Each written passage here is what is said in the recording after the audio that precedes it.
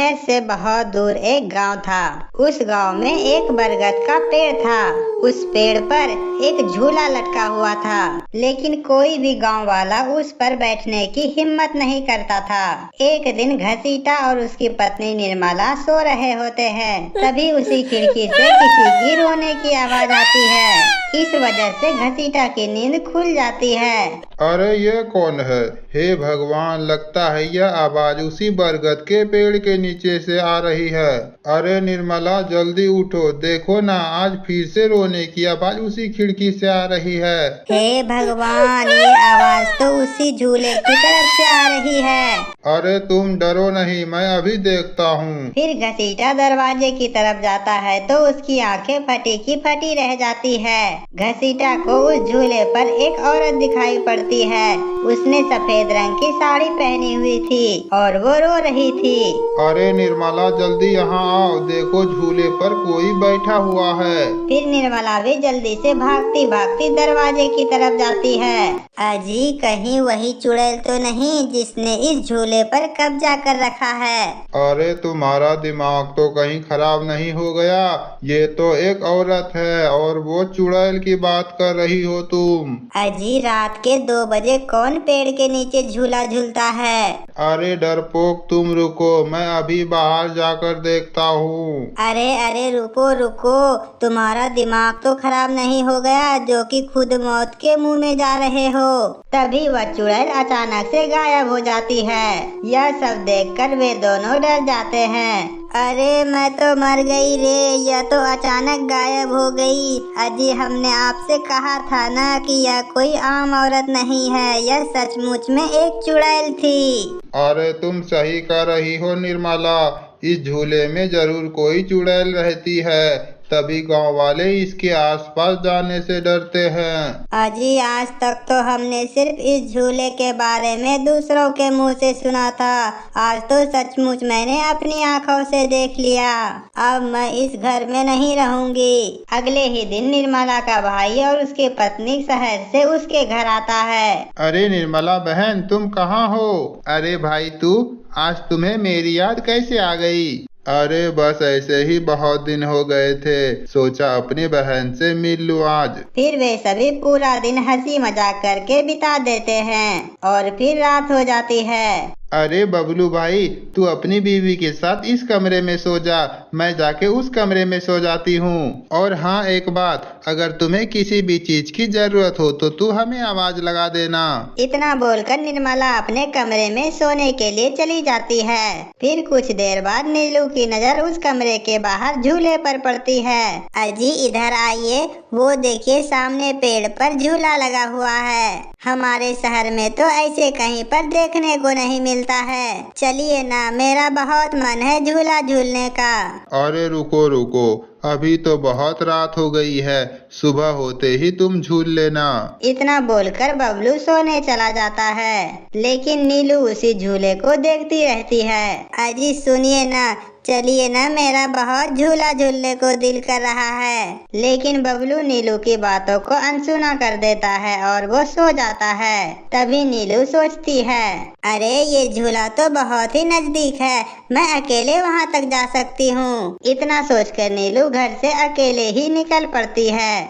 नीलू वहाँ से सीधा उस झूले के पास चली जाती है। अरे वाह, मैंने जैसा सोचा था ये झूला तो बिल्कुल वैसा ही निकला। आज तो मुझे झूला झूलकर मजा ही आ जाएगा। फिर नीलू उस झूले पर बैठ जाती है और झूला झूलने लगती है। नीलू जैसे ही झूला पर बैठती है तो उसे एहसास होता है कि किसी ने उसे पकड़ कर रखा है और झूले से नीलू नीचे नहीं उतर पा रही थी। अरे कौन है जिसने मुझे पकड़ कर रखा है? नीलू इधर उधर देखती है लेकिन उसे कोई भी दिखाई नहीं पड़ता है। अरे मैं तो मर गई रे, मैं तो झूले से नीचे उतर ही नहीं पा रही हूँ, बचाओ बचाओ। तभी नीलू की आवाज बबलू के कानों में पहुँच जाती है और बबलू की नींद खुल जाती है। तभी निर्मला और घसीटा भी उठ जाती है और वहाँ आ जाते हैं।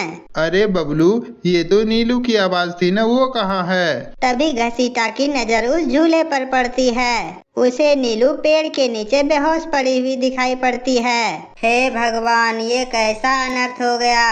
नीलू वहाँ कैसे चली गई। फिर वे तीनों भागते हुए उस झूले के पास जाते हैं। उन तीनों को वहाँ नीलू बेहोश पड़ी मिलती है। हे भगवान, ये तुम्हें क्या हो गया नीलू। फिर वे सब नीलू को लेकर वापस अपने घर आ जाते हैं और फिर अगली सुबह नीलू को होश आता है। नीलू, तुम ठीक तो हो ना? आज दिन के बाद तुम वहाँ कभी झूले के पास मत जाना। उस झूले पर किसी चुड़ैल का साया है। ठीक है दीदी, आज दिन के बाद मैं कभी भी झूले के पास नहीं जाऊंगी। तभी अगले रात सभी लोग सो रहे होते हैं और नीलू की आधी रात को नींद खुल जाती है। उसकी आंखें लाल हो जाती है और उसके पैर उल्टे हो जाते हैं। नीलू सीधा घर से निकलकर झूले की तरफ चल पड़ती है और वहाँ जाकर नीलू झूला झूलने लगती है। नीलू झूले पर बैठकर बहुत जोर जोर से हंसने लगती है। नीलू के हंसने की आवाज सुनकर निर्मला और घसीटा फिर से जग जाती है। हे भगवान, ये नीलू रोज रोज कहाँ चली जाती है। फिर वे सब जब दरवाजे से झांक कर देखते हैं तो उन सभी की आंखें फटी की फटी रह जाती है। नीलू वहाँ झूले पे आराम से बैठकर झूल रही होती है। अरे नीलू तो फिर से झूला झूलने चली गई, अब क्या होगा इनका। अरे बेवकूफ बबलू, तू अपनी पत्नी को संभाल कर नहीं रख सकता क्या।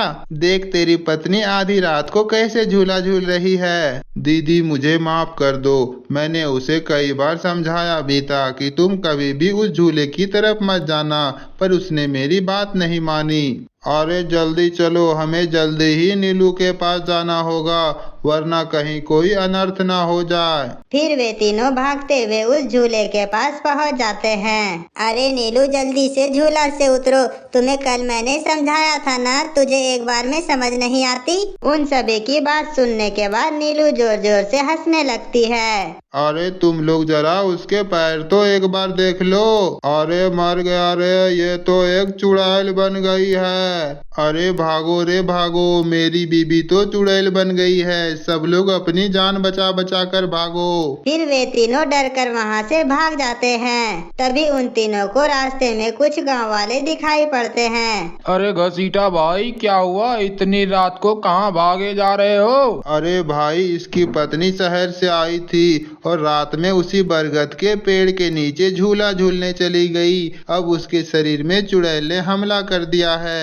हे भगवान, ये क्या अनर्थ हो गया। चलो हम सब मिलके वहाँ चलते हैं। फिर वे सभी गांव वाले मिलकर वहाँ पहुँच जाते हैं। नीलू अभी भी झूला बैठकर झूल रही थी। ए चुड़ैल, अब तुम्हारा बहुत हो गया। तुम्हारे वजह से गांव वाले कभी इस रास्ते से नहीं गुजरते हैं, लेकिन बस अब हम तुम्हारा खेल खत्म करके ही रहेंगे। चलो भाइयों, आज इस चुड़ैल को हम सब जिंदा नहीं छोड़ेंगे। भाइयों, हम सबको इस पेड़ से झूला काट कर फेंकना होगा। फिर कुछ गांव वाले उस झूले को पेड़ से काट देते हैं। झूला टूटते ही झूला नीचे गिर जाती है और गुस्से में चुड़ैल बाहर आती है। हाय गांव वालों, तुमने ये अच्छा नहीं किया। अब तुम सब बारी बारी से सभी के सभी लोग मरोगे। अरे भाई, तुम लोग जल्दी से इस झूले में आग लगा दो। हो सकता है इस झूले को जलने से ये चुड़ैल भी खत्म हो जाए। तभी एक गांव वाले उस झूले को जला देता है। उस झूले में आग लगने के साथ ही उस चुड़ैल में भी आग लग जाती है और कुछ ही देर में झूला और चुड़ैल दोनों खत्म हो जाती है। नीलू के शरीर से भी भूत की आत्मा खत्म हो जाती है और वे सभी गांव वाले खुशी खुशी वापस अपने अपने घर चले जाते हैं।